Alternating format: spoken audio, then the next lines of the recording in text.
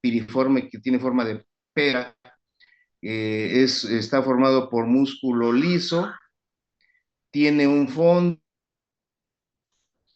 Hablamos del orificio cervical interno, del orificio cervical externo, del canal endocervical. Aquí hay unas criptas endocervicales donde hay unas glándulas, llamadas también glándulas endocervicales, que se encargan de producir también un moco que forma un tapón mucoso. El tapón, el tapón mucoso cervical que nos sirve para eh, tener una barrera entre la vagina y la cavidad uterina. Ese tapón mucoso se cambia su consistencia de acuerdo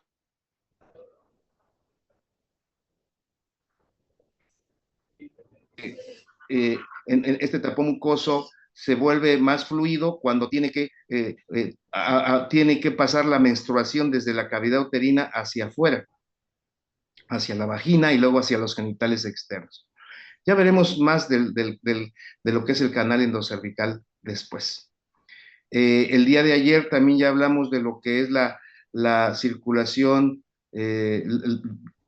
arterial que se da a partir de la arteria uterina, que como les dije ayer, la arteria uterina es rama de la hipogástrica o ilíaca interna. De ahí viene la arteria uterina, de la arteria hipogástrica o ilíaca interna. Eh, Habíamos hablado también de la relación que hay entre el útero en la cavidad pélvica, hacia el útero, detrás del útero está el recto. De tal manera que el útero mantiene relación estrecha con la vejiga, con las vías urinarias y con el tubo digestivo. Si nosotros desconocemos la anatomía y estamos haciendo, por ejemplo, un procedimiento quirúrgico o bien a veces hasta colocar, tenemos en cuenta que el útero está entre la vejiga y el recto. Y si no hacemos una adecuada colocación del DIU, podemos llegar a perforar el útero y llegar a la vejiga o llegar al recto. Por eso el día de ayer decíamos que el útero está en anteroversoflexión. El útero está en anteroversoflexión. Y esta anteroversoflexión quiere decir que el útero está hacia adelante. Es decir, ahora sí, cuando digo hacia adelante es que está hacia la vejiga, más hacia la vejiga que hacia el ángulo de 30 grados con el eje longitudinal de la vagina. A eso se le llama anteroversoflexión. Pero hay grados variables de retroflexión. El útero puede ir hacia atrás también, como vemos en este dibujo. El útero puede ir hacia atrás, retroflexión. Lo habitual es y lo normal es que esté aquí, anteroversoflexión, formando un ángulo de 90 grados. Aunque esto puede ser nada más un hallazgo anatómico, en ocasiones puede tener relación con problemas de infertilidad. ¿Cómo es que el útero puede tener esa posición en anteroversoflexión? Pues se dan razón ligamentos que sostienen al útero. Los ligamentos que sostienen al útero son, ya habíamos visto, aquí vamos a ver uno, el ligamento ancho, que es la hoja de peritoneo que está recubriendo al útero, así que se ve mejor en esta parte, y que lo hace verse brillante. El peritoneo viene podemos tomarlo en cuenta de adelante hacia el centro o de atrás hacia el centro, es decir, pongamos aquí como ejemplo la cara anterior del abdomen. Aquí está la pared anterior cubierta por peritoneo, aquí está el abdomen. Este peritoneo termina, se va hacia atrás, hace un repliegue vesical y cubre a la vejiga. Luego termina de cubrir la vejiga y cubre luego al útero.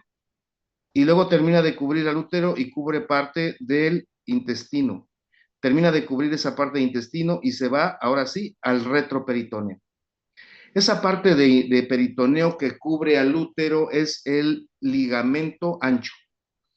como si fuera un fantasmita, el ligamento ancho está recubriendo al útero. El día de ayer también ya hablamos del ligamento, ese sería el ligamento ancho. Luego tenemos unos ligamentos que son ligamentos redondos, que van del fondo del útero hacia los genitales externos. Estos terminan por ahí en la región de los labios mayores. Ahí terminan el ligamento redondo, del fondo del útero hacia adelante y terminan en los genitales extremos, pero muy cerca de los labios mayores. Luego, aquí estamos viendo el útero en su parte posterior. Este sigue siendo en su parte posterior porque aquí está intestino y aquí está vejiga. Luego tenemos otro ligamento que nacen de la cara posterior, que son los ligamentos uterosacros. Nacen muy cerca de la región del istmo, pero en la cara posterior del útero, y estos van hacia el sacro, son dos. Por aquí entra la inervación parte de la inervación por los ligamentos uterosacros. Luego tenemos otros ligamentos que van a llegar en forma lateral, muy cerca de la región del istmo también, y que son los ligamentos que vimos ayer. Estos son los ligamentos también llamados de McEnroe. Los ligamentos de McEnroe van desde las paredes laterales de la pelvis, aquí no lo estamos viendo, pero lo voy a dibujar como si lo viéramos, hacia en su borde lateral del útero, en su borde lateral del útero. Así vienen los ligamentos de McEnroe. Estos ligamentos de McEnroe llevan también dentro del ligamento de McEnroe, va viajando la arteria uterina. Ahorita los vamos a ver, pero aquí yo les estoy diciendo que viene desde la pared de la pelvis hacia la porción del istmo del útero en el borde lateral. Ligamentos de McEnroe. Y son importantes porque dentro de ese ligamento de McEnroe viaja la arteria uterina, que después nos da un ascenso hacia la parte del cuerpo del útero y en ese ascenso nos da el callado de la uterina. Bueno, pero ahorita vamos a ver otros ligamentos del útero que son el ligamento útero-ovárico, útero-ovárico, útero-ovárico. Esos son los ligamentos del útero. Recordamos entonces los ligamentos por los cuales el útero puede mantener esa posición en anteroversoflexión, en la pélvica. Ligamento ancho, que es todo el peritoneo que recubre al útero. Este peritoneo que recubre el útero también es la capa serosa del útero, la más superficial. Y luego tendríamos el ligamento redondo, los ligamentos redondos que salen del fondo uterino y van hacia adelante, porque aquí está la vejiga, por eso digo hacia adelante, y terminan cerca de los labios mayores, por ahí. Luego los ligamentos útero-ováricos, que, bueno, como su nombre lo dice, van del útero al ovario. Luego, también llamados, fíjense, ligamentos cardinales o de McEnroe, que van del borde de las paredes de la pelvis hacia el istmo, en la porción, en los bordes laterales del útero. Es importante el ligamento cardinal o de McEnroe porque ahí va la arteria uterina. Luego, en la parte posterior del útero, muy cerca también del istmo, aquí está el istmo, nacen, pero en la cara posterior, los ligamentos uterosacros, que van del útero al sacro. Así hemos ya analizado que sostienen.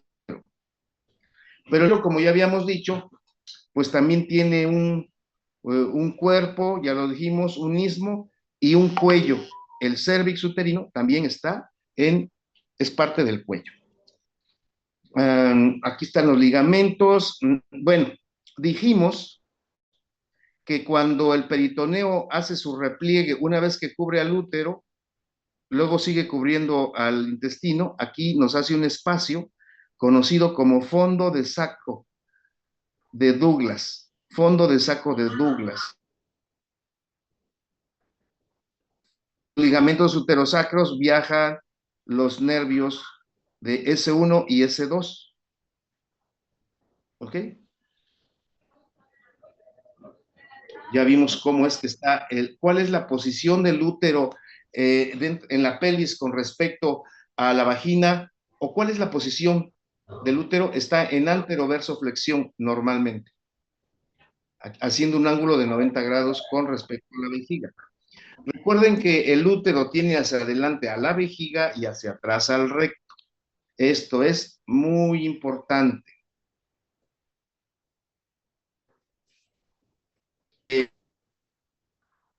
Hablar un poquito de el cuello.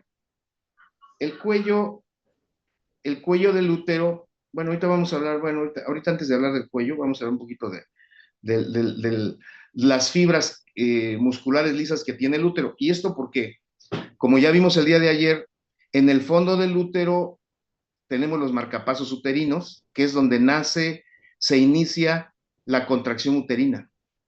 De ahí inicia la propagación, ahí dura más tiempo y ahí es más intensa, en, en el fondo del útero.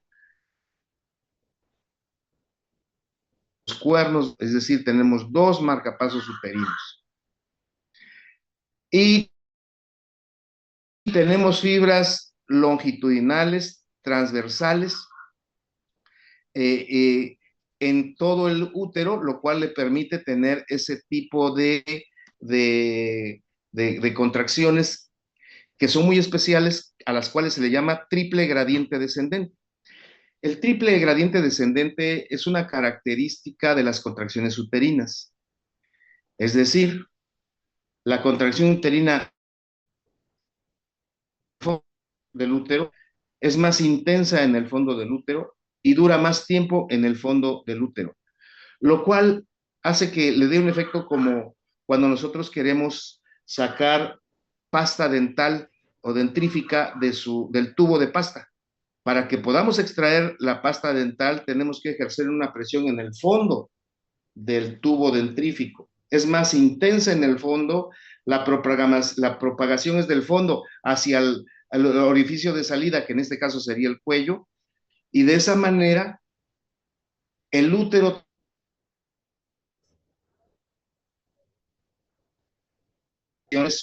la intensidad más fuerte es en el fondo, se originan en el fondo y duran más tiempo en el fondo, haciendo ese fenómeno conocido como triple gradiente descendente, lo que permite la expulsión del feto. De otra manera, el útero se en todos, y entonces lo que haría sería aplastar al feto allá adentro, ¿no?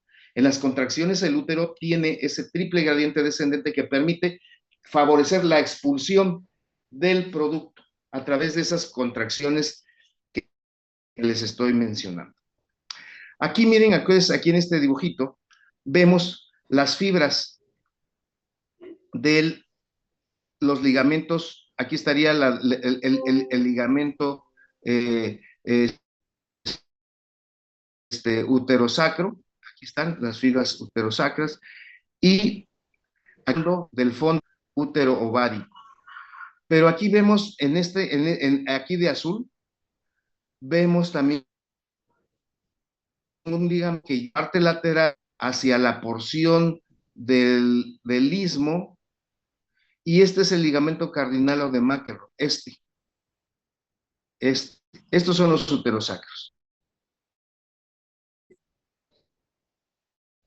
Muy del istmo, y entonces aquí es donde entra al útero. Y en su interior de este ligamento uterosacro, el día de mañana vamos a comentar un poquito más sobre la circulación de la arteria uterina, si es que no nos diera tiempo hoy. Ya les decía yo que la arteria uterina es rama de la hipogástrica. Nosotros vamos a ver después todo el recorrido que hace la arteria hipogástrica y que no es más que la arteria ilíaca interna. Aquí tenemos la arteria ilíaca interna y la arteria ilíaca externa. Eh,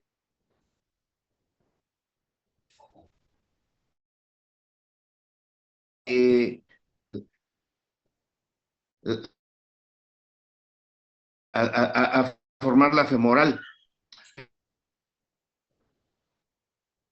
Son a la mayor parte de los órganos de la pelvis, es decir, la hipogástrica.